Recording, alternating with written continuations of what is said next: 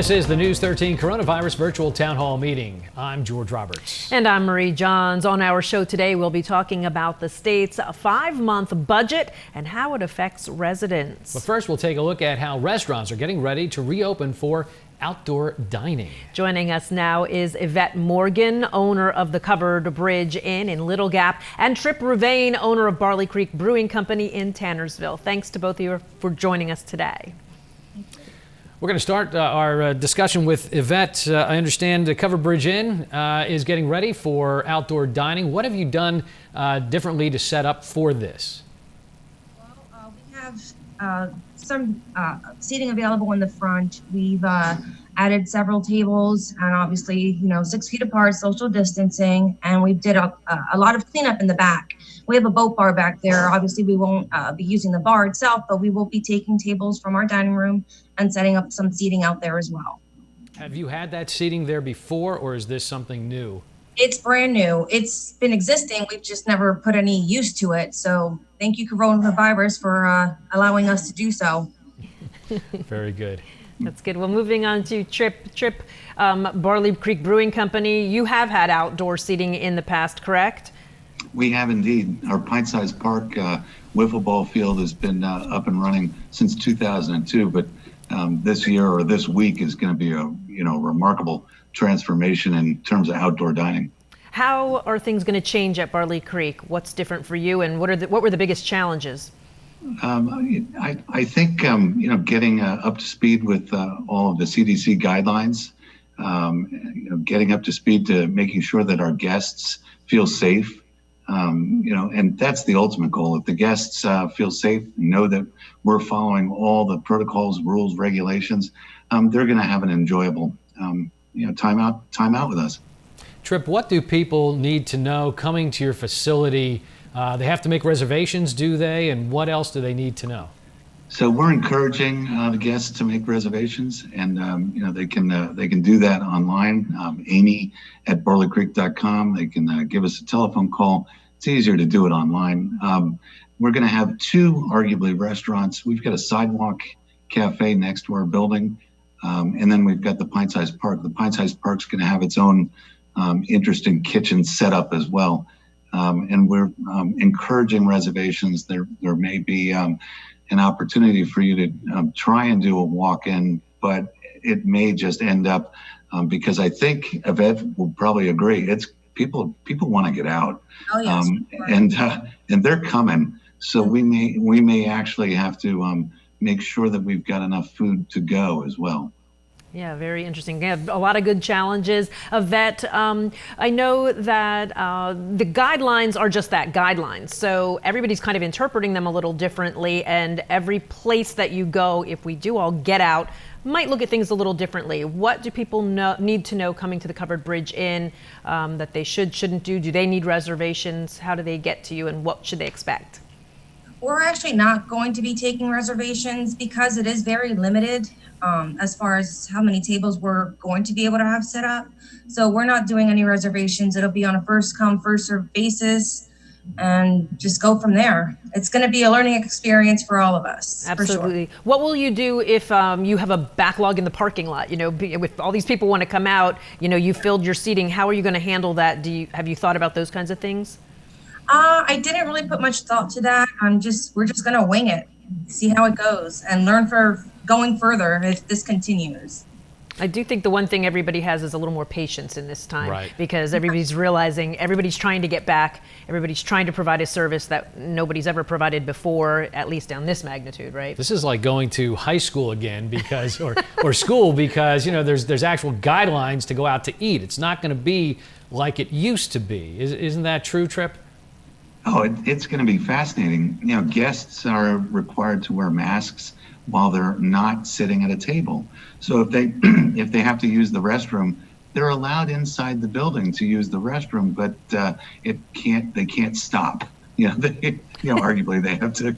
Well, they can stop in the restroom, but so there's going to be some really interesting things going on.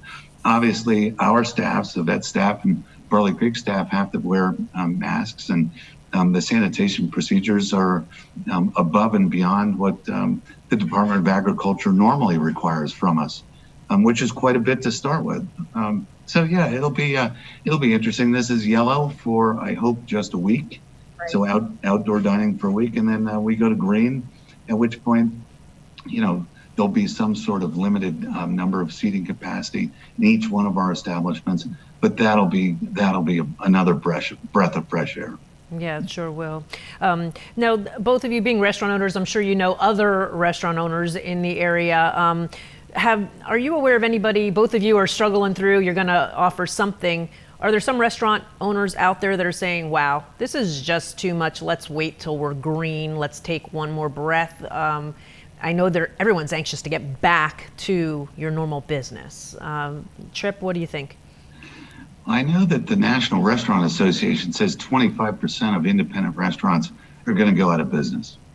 The ones that I'm talking to are the ones that are struggling and swimming upstream to stay in business. The ones that I'm not hearing from are probably the ones that are going to have a problem. So it's sad. And that's going to happen. I think, people out there need to support their local restaurant as best they can. Otherwise, there's going to be an empty building. Yeah. Ivette, what about you? Have you heard anything from fellow restaurant owners? I have not heard much. I've been doing a lot of, social media and following restaurants that way, but it seems to me like Slopeside's going to open up obviously on Friday as well. Mm-hmm. I know Joey Beans in town has been doing fairly well. 110 Tavern, West End Saloon, they're all just taking it day by day. Sure. I mean, just like the rest of us. Eager to get back. Are you taking names and phone numbers of everybody who comes into the place just in case you would need to contact these people, Ivette? No, not at all. No, because I've heard some restaurants are doing that. In other words, okay. Keeping track of name and phone numbers. Should somebody in that facility get COVID-19, they want to be able to contact other people that might have been at that facility that same day. I didn't know if you had heard that or if that was a guideline or a standard that everybody was doing. I myself did not hear that. Okay. Really good to know. What about you, Trip? Have you heard that? It's doable, and if we follow the guidelines and make sure that we do the table distancing, and if we go ahead and do the reservations. The last 2 months that we've been open for to-go orders, the data is there, and so when somebody makes a reservation or comes in on Friday, we will have that information if they provide it to us. Mm-hmm. Mm-hmm. Okay. So not something you're going to ask for necessarily. Right. Okay. How about changes in what you normally did to what you're going to have to be doing now? Things like throw away utensils or throw away, plasticware, plates, cups, all that kind of stuff. Are you doing that, or are you going with what you normally would be doing, Ivette? We're going to do with the disposable. Make it simple and less work inside. It's going to be interesting. I think it's going to be rather messy. A lot more extra work, but we're willing to do everything and anything that we need to do just to get things going. Yeah, true. Mm-hmm. Trip, how about you? So we're going to try and put some of our menus underneath glass on the tables, at least when we get into the green phase. So we're also going to try and do some QR codes where you can go ahead and scan that and go right to the menu online on your phone. And that'll help a little bit in terms of single-use utensils. To start with, that's what we have to do. Trip, I know you're also involved with the Pennsylvania Restaurant and Lodging Association. Have they come out with any guidelines that they want people to follow? They have indeed, and that's the Pennsylvania Restaurant and Lodging Association. They've got some guidelines for restaurants and for lodges as well. They similarly mimic the Poconos Promise, which I think is a very valuable, set of guidelines that we can all, learn from. And there's going to be a seminar that I'm going to sit in on for the Lehigh Valley Restaurant Group that's going to give us a little bit more information on what they're doing with the PRLA, Pennsylvania Restaurant Lodging Association. I think, Ivette and I can agree that every restaurateur has gotten a huge education in the last couple of months on how can we stay in business. Right. I would agree. Outdoor dining, in itself is weather dependent. So there's weather that is playing into this. Ivette, I would imagine that people should know if they're going to be coming to your facility that they're going to be outside, whether they're under something or not, they should realize that it could be hot, it could be cold, it could be wet, and they should be prepared, correct? They're ready. Everyone's anxious to get out. Well, we know that. We just want to make sure they're prepared. You know what I mean? You could have maybe an extra sweatshirt or something in the car or something like that, just in case, right? They should. Yeah.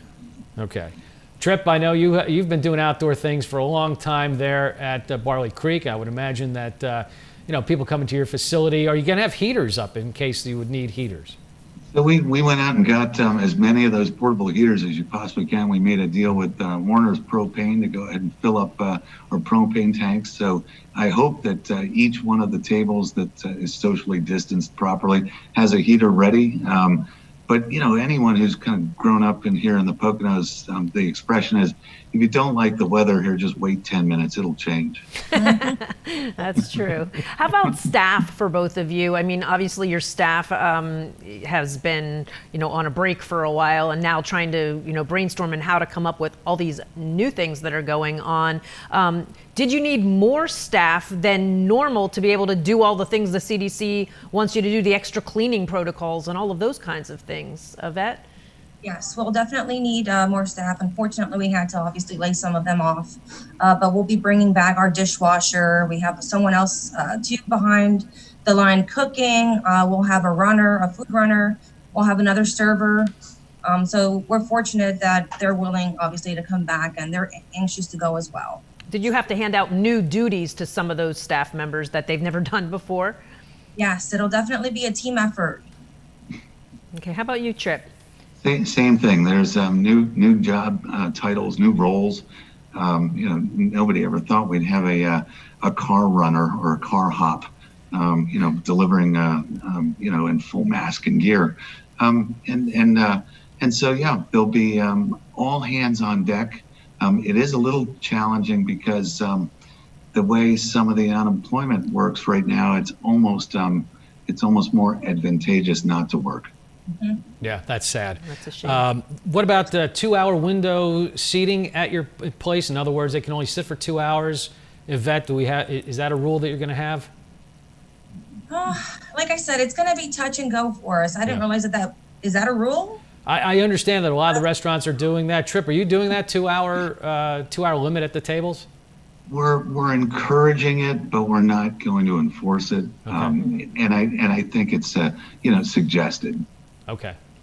All right. Well, let's get final word then from everybody, should we? Let's Ivette, with one final word from you on what you expect it to be like this coming weekend. I expect it to be completely nuts. We're ready to go. So it should be it should be fun. Fun. Right? Fun nuts. Yeah. That's right. That's good. Trip, what about you? You're all set? Well, we're used to things like Summerfest where, you could almost put 500 people up at that pint-sized park. So I don't want to say that this is going to be a walk in the park. It's going to be a challenge, but we're going to have fun. That's our goal, Yvette's goal, my goal. Anyone who's in this business, they're in the hospitality business, and our jobs are to make sure people have a good time while they're with us. All right, we want to thank both of you, Ivette Morgan from the Covered Bridge Inn and also Trip Ruvane from Barley Creek Brewing Company. Good luck with what you're about to undertake. Yeah. And thanks for being with us. Thank you. Appreciate it. Now it's time to discuss the state's move to approve a 5-month budget instead of a full year. And joining us next on our program is State Representative Doyle Heffley and State Senator Mario Scavello. Thank you both for joining us.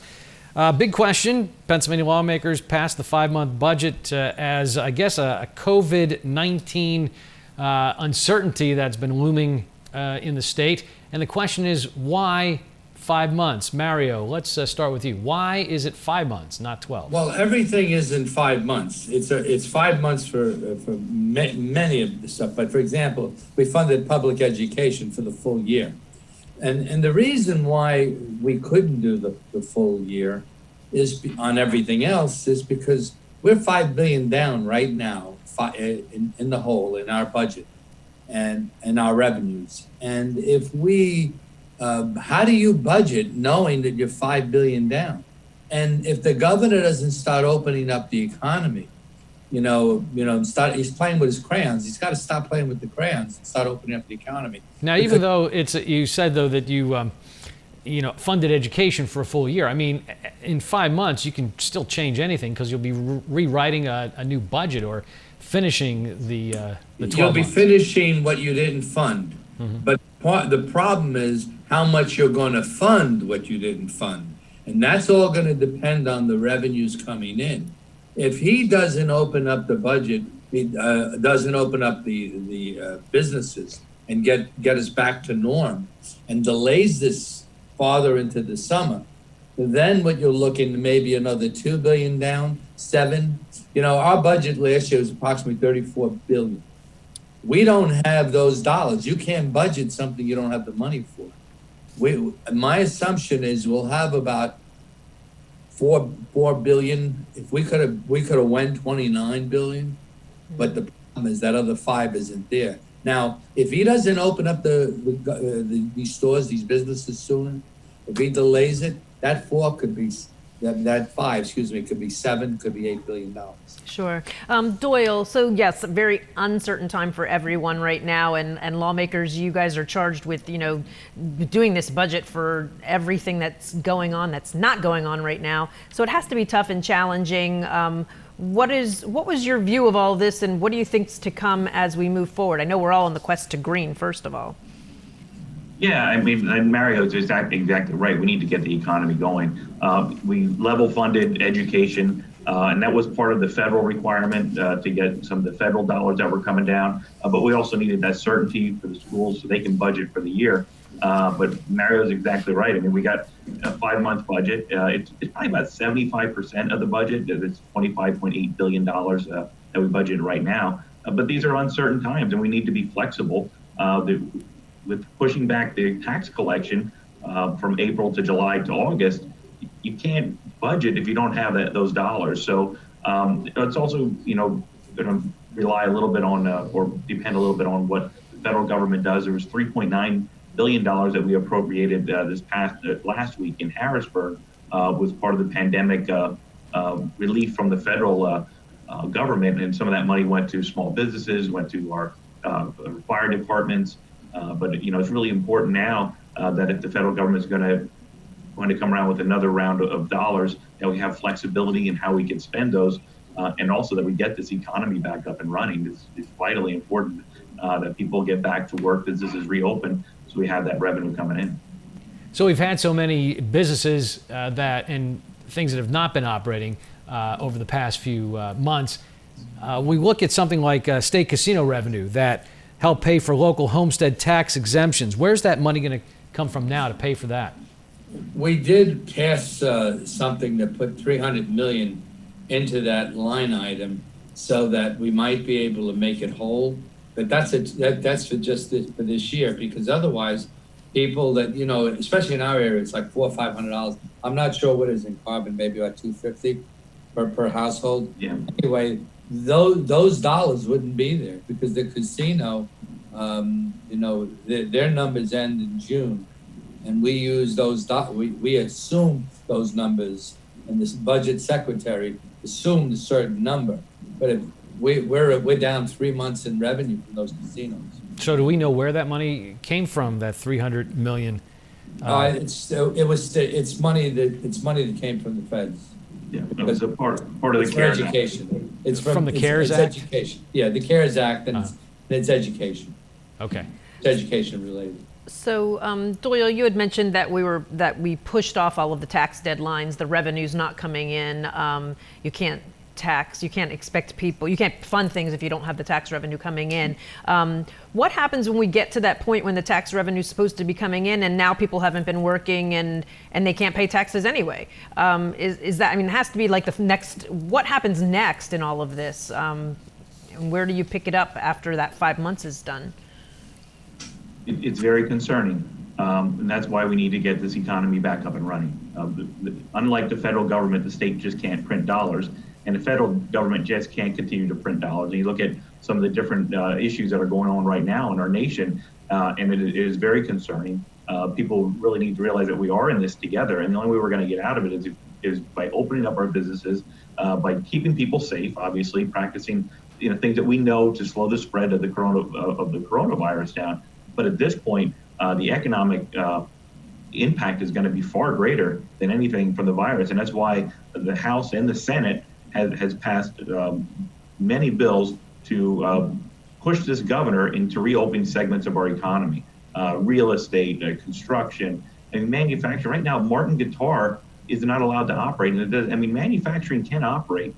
People can get to work, and this governor needs to realize that. And it is very important. If people want to do anything, reach out to the governor's office and tell them we need to get these businesses open, because it's not a joke. I mean, we need to get businesses open so these dollars come in, and that people get back to work. I got people calling, they're waiting 10, 11 weeks now for unemployment, and my office staff can't even get through to the folks in unemployment. So get these folks back to work. Let's get moving. We can do it safely, and it's very important at this point that we get up and running as soon as possible.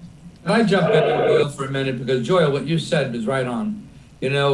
Martin Guitar, myself, and Lisa Boscola wrote a letter to the governor's office.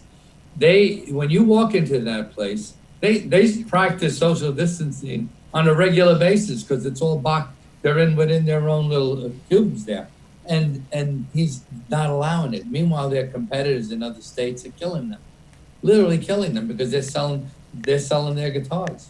Mm-hmm. And there's no reason in the world why he's not allowing it. Well, I'm sure that there's a lot of things that we're going to look back on and say, the way this was handled. I'm sure there will be inquiries, there will be discussions and meetings over how this all went down. I will never vote to give powers like that again without having some protections that maybe those decisions should be made with the governor, and the leaders should sit down. The four leaders, all of them should sit down and negotiate what you're going to do. Don't just go like this and say, you're closed.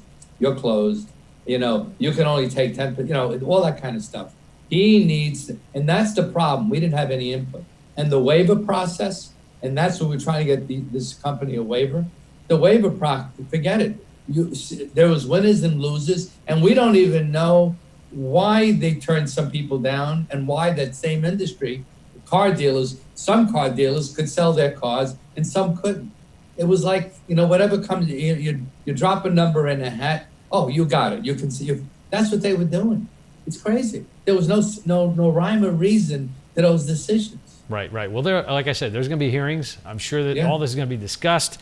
We'll probably get the answers to those things. We may not like the answers to those things, and maybe things need to be changed. Speaking of that, this deadline is now November 30th, which is interesting because it comes after the general election. And if voters at the polls want to hold anybody accountable for these actions with the budget, they're not going to be able to unless the budget is decided before the general election in November, at the beginning of November. Any thoughts you could tell us of why it was chosen November 30th, 5 months, not 6 months? 6 months too close to the holidays? I will tell you, there's two people on the screen here that are not raising taxes. You can bet on it. Because the governor created this problem. Yeah, and back to some of your comments earlier, George, about we're going to hold hearings and investigate, but on the front end, we just really need to continue to push this governor. We budgeted for what the money we had, and like I said, not everything was budgeted at 5 months. Your education, some of your other any type of higher ed, because that was a requirement from the federal government for federal dollars, and also we wanted to give time to the federal government to see what types of dollars we may be getting from them if they pass anything else. I would suggest to every local government, every school district, every agency that's out there, you've got to prepare yourself. I mean, there's vital services that the state provides to individuals with intellectual disabilities, Medicaid funding for people for healthcare, the elderly, and we have to provide those dollars, and the only way we're going to get them is by getting things up and running. So, there's a talk of, the governor made a statement about increasing the minimum wage to $15 an hour. How are you going to do that if he's not allowing businesses to open? It doesn't make any sense. And I think that's the disconnect between this governor who hadn't, and I'm going to be a little bit critical of them. I try to, we're all in this together, but this governor hasn't come to the Capitol in like 60 days. He's an essential employee. He needs to be there. We got a mess at L&I with unemployment. He should be over there getting this stuff straightened out. And he's holed up at Mount Wolf. I don't think he understands. I don't think he appreciates that people have bills to pay on a weekly basis. I don't think he comprehends that. We've seen that early on with his 9-month delay in the budget in his first year. So it's getting very frustrating. We took action last week in the House, passed a resolution to grant a waiver to all businesses, essential and non-essential, because you can say it's not essential, but if that's your livelihood, it's essential. And now we had to shut down at first, to get a handle on everything, get the PPE, get our hospitals prepped. We did that. After 2 to 3 weeks, we were in good shape, then we should have been open. So it's going to be a difficult budget, but how can you raise taxes on people when nobody's working? Raise business taxes, you can't. If nobody's making money, they can't pay taxes. So we can't spend what we don't have, George. That's true. Very, very true. What we don't have, and that's why you can't budget farther. And we pretty much, the number we used is a number that we know we will have. $5 billion, we're out. Okay, so that's where it came down to. That's where that number came out. Okay. Mm-hmm. But remember, I said 29. Technically, we could have budgeted another $4 billion, but we didn't because we don't know what the final numbers are going to be, because it all depends on when our governor decides, let's get the economy back and rolling. Longer he waits. Yeah. I got 3 water parks alone that account for approximately $50 million in sales tax. They're closed now for 3 months. Their personal income tax between the 3 is about $60 million in payroll. I think we'll leave it right there, and we're going to hope for green and getting back to go. Thank you, State Representative Doyle Heffley and State Senator Mario Scavello. Thanks for joining us today. My pleasure. Thank you. Thank you very much. You can catch the latest local coronavirus information on News 13 Pocono Valley and Night Reports right here.